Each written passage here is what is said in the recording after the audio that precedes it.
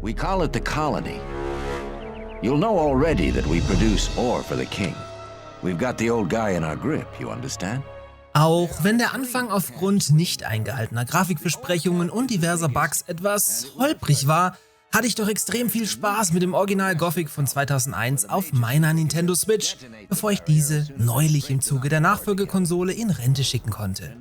Jetzt scheint Microsoft aus Versehen den längst überfälligen Port für Xbox und PlayStation in einer Pressemeldung beiläufig geleakt zu haben, was übrigens auch für PC- und Nintendo-Spieler eine gute Nachricht sein dürfte. Aber der Reihe nach.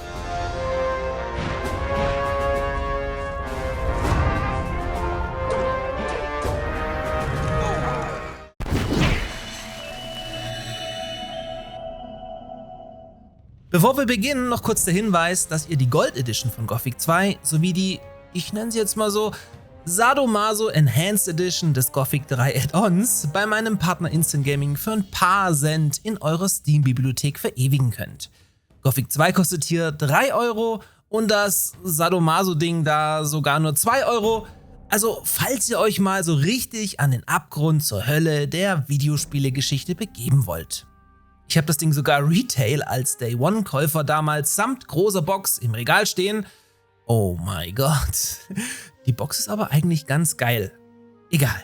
Jedenfalls unterstützt ihr mit einem Kauf richtig massiv hier diesen Kanal und das ist ja auch was.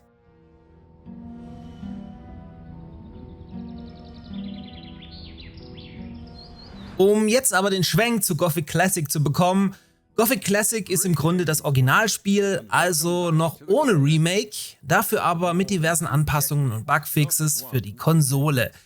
Die Switch-Version glänzte seinerzeit mit einer wirklich ganz gut gelungenen Steuerung via Gamepad und brachte auch schon einige Verbesserungen mit, welche dem Original noch vorenthalten waren. Leider, eben Gothic-typisch, krankte das Spiel aber zum Release an teils extremen Bugs und fügte sogar noch ganz neue Bugs ein, die das Team um Alchemia aber nach und nach fixten. Ich habe hierzu auch ausführlich berichtet. Die heutige vorliegende Version von Gothic 1 auf der Switch ist somit ganz gut spielbar, beinhaltet aber nicht alle versprochenen Verbesserungen und schon gar nicht die damals angeteasten neuen Shader und Wassereffekte, da dem Team wohl irgendwo das Budget ausgegangen sein muss. Hingegen war Gothic 2 Classic auf der Switch der um Welten bessere Port, welcher zwar auch erst nach diversen Patches so richtig in die Gänge gekommen ist, aber im Gegensatz zu Teil 1 dann sogar das Grafikupdate spendiert bekommen hat. Da Gothic 1 Classic nun vermeintlich für die Xbox und PlayStation erscheint, könnt ihr also auch fest mit dem zweiten Teil der Serie rechnen und ziemlich sicher auch mit dem dritten Teil, aber dazu kommen wir noch. Noch kurz ein Schwenk zur Switch 2 am Rande. Gothic 1 und 2 liefen im Grunde schon auf der ersten Switch mehr als ordentlich, hatten aber in bestimmten seltenen Situationen mit viel Magie und vielen Gegnern mit teils heftigen Frame-Drops zu kämpfen. Auch wenn hier kein spezieller Patch für die neue Nintendo-Konsole erfolgte, laufen beide Titel auf dem Nachfolgesystem in dieser Hinsicht stabiler und halten hier problemlos in jeder Situation die 60 FPS aufrecht. Okay, also was hat Microsoft da gemacht? Die haben nämlich in einem langen Artikel zu ihren ganzen Juni-Highlights, wie dem fast 1000 € teuren Asus Xbox Handheld ROG-Krepierer, eine Liste inklusive Gothic Classic für den eigenen Stream Your Game Service veröffentlicht.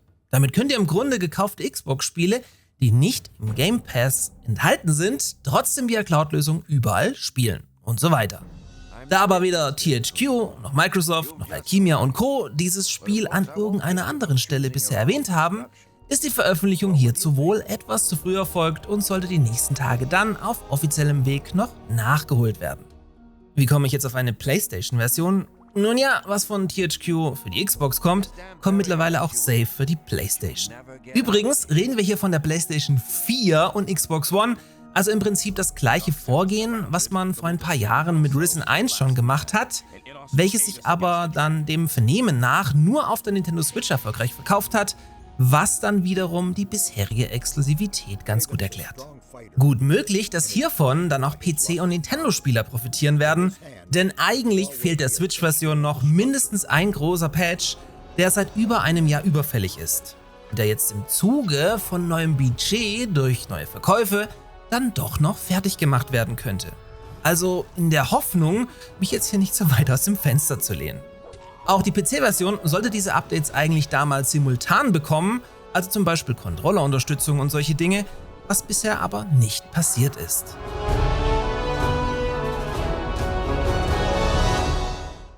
Und was ist jetzt mit Gothic 3? Nun ja, die Alterseinstufung einer Gothic 3 Classic-Version stammt aus dem August 2024, ist also schon bald wieder ein Jahr her. Auch hierzu habe ich euch berichtet. Dass es dieses Spiel gibt, ist so gut wie sicher. Scheint aber, und hier spekuliere ich natürlich nur, dann doch an den Hardware-Specs der Switch 1 gescheitert zu sein. Ich gehe daher davon aus, dass die Ankündigung nun für die Switch 2 erfolgen wird und dann gleichzeitig auch für die Series X und S sowie die PlayStation 5 erscheinen wird. Die Gamescom wäre doch ein ganz guter Zeitpunkt, das anzukündigen, oder? Also, falls man dann nicht mit dem Gothic Remake kollidiert, was ja auch noch irgendwann in naher Zukunft erscheinen möchte. Die Marke Gothic hält man so jedenfalls im Gespräch und macht das PR-technisch eigentlich ganz geschickt, um den Hype auf das Remake zu steigern. Sobald uns THQ aufklärt, werde ich euch natürlich wieder berichten, also gerne Abo dalassen, damit ihr nichts verpasst und fröhliches Weiterschwitzen bei dieser Klothitze da draußen. He's back.